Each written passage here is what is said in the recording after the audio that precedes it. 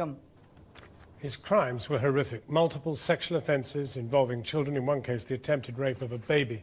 Ian Watkins, former frontman of the rock group Lost Prophets, will be sentenced tomorrow. But there is increasing concern about the way police handled repeated allegations that Watkins was abusing children. Channel 4 News understands that South Wales police, who today admitted issues of concern, was provided with information about the singer from as many as 5 other forces prior to his arrest. Watkins' former partner has told us she tried for years to report him, but was ignored. Our Home Affairs correspondent, Andy Davis, has this report which contains some extremely distressing references to child abuse. This is Ian Watkins, the former Lost Prophets frontman who last year attempted to rape an 11-month-old boy with the help of the child's mother. The man who encouraged another young mother to sexually assault her own 1-year-old daughter for him. Were there other children he abused, and could he have been stopped sooner? If there are any other victims out there, then South Wales Police has said it'll work tirelessly to get them justice.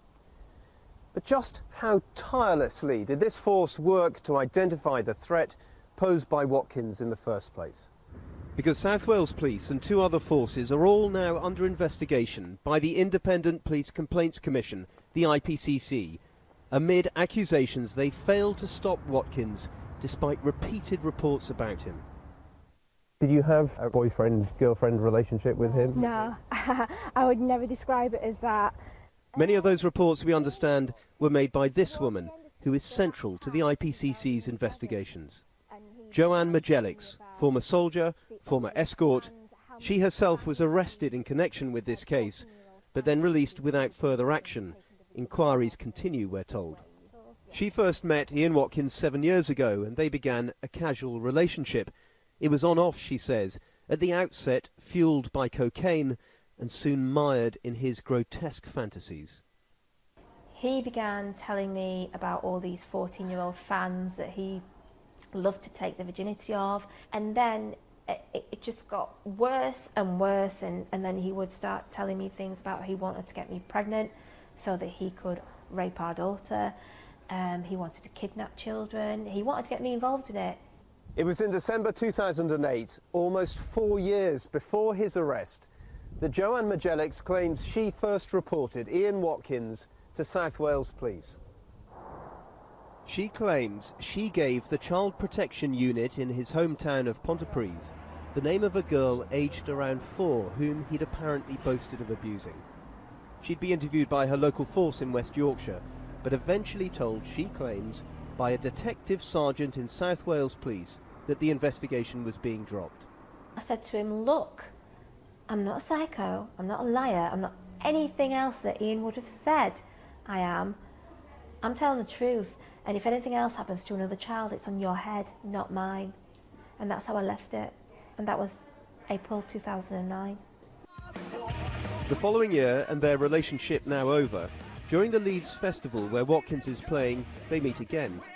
In her hotel room, she says, he shows her a video of a girl she'd never seen before being sexually assaulted. How old do you think the girl was? Maybe about 5 or 6. And I knew then that I wasn't wrong. And I thought, what can I do? The police have said that I can get harassment charges. What can I do? What am I going to do? He's got a video on his laptop which he's going to hide. What can I do? She would eventually go back to the police. It was 2011. This time Watkins, she says, had Skyped her from Los Angeles telling her about a 5-year-old girl he'd been assaulting, and then texted her 3 images of child abuse. In her complaint to the IPCC, Joanne Majic claims she immediately emailed South Wales Police to say Watkins had escalated the abuse and had now raped at least 1 young child. Eventually, she says she would get a call back from the same detective sergeant she'd dealt with previously in the Child Protection Unit. He appeared uninterested, she alleges. Did he say to you, can I come down and have a look at these images on your computer? No. Did he ask you to send the images to him? Nope. No, nothing. Did he suggest any further means of investigating your claim here? Nothing. Nothing at all. Precisely what this detective sergeant did or didn't do forms a large part of the IPCC investigation into South Wales Police. He's been moved, we understand, from frontline duties while the inquiry's ongoing.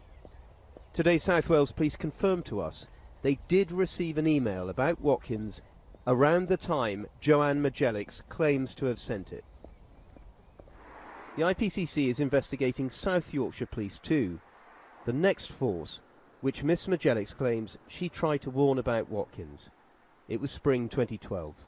She claims she came to this police station in her hometown of Doncaster and gave them the name of a baby whom Watkins, she says, wanted to abuse. A baby whom we now know, tragically, he did abuse, with the help of the child's mother.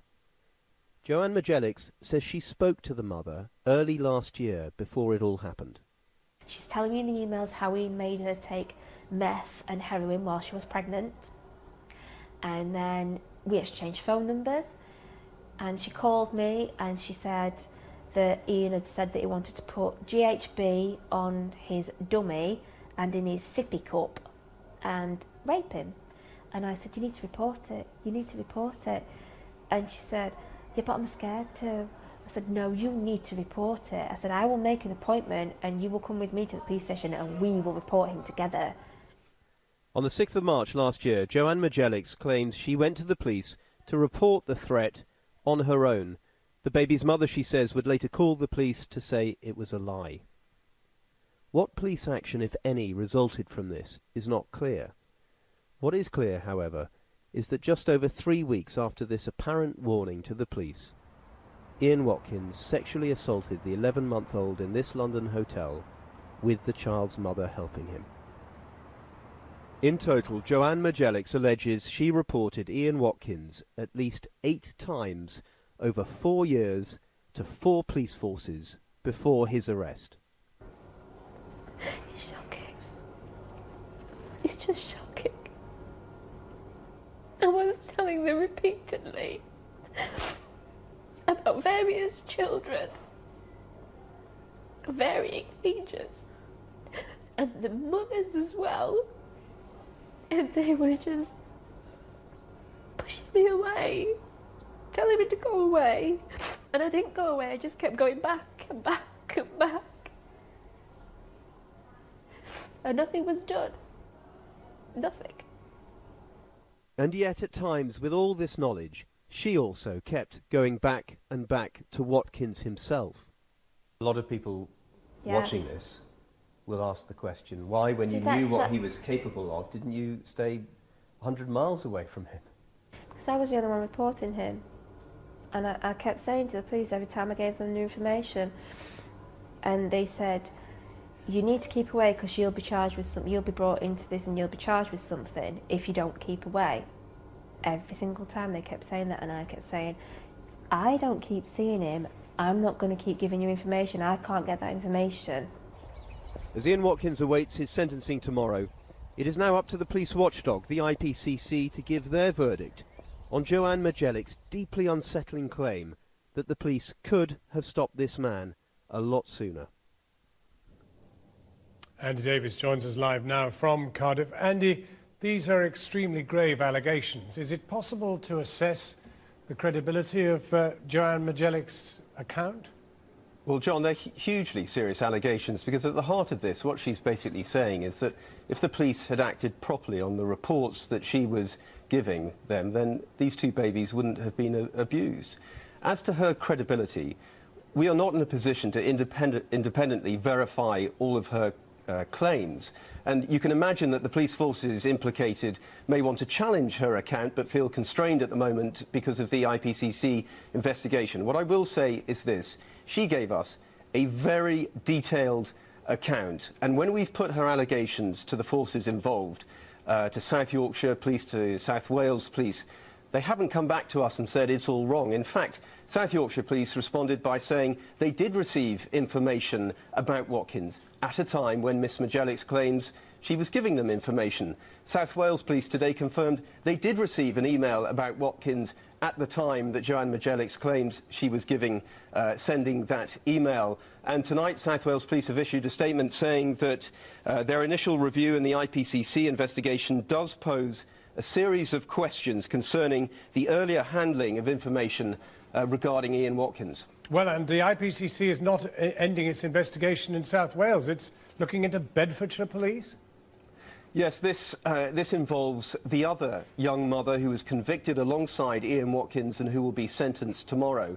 Joanne Majic claims that last year she went to Bedfordshire Police Force and warned them about this mother abusing her child for Ian Watkins. She claimed that she'd been told that by Ian Watkins himself. She gave the police, she says, the name of the baby, the name of the mother, the village where they lived. And yet it appears it was a while before that woman was arrested. So that is another strand of investigation involving the IPCC. Well, there really does seem to have been a very great deal of information about Ian Watkins finding its way to the police.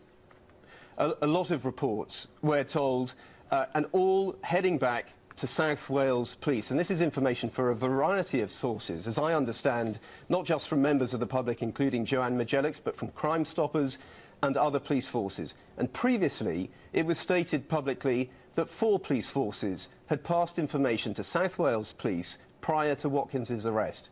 I understand now that that figure has gone up to 5. Andy Davis in Cardiff. Kathy.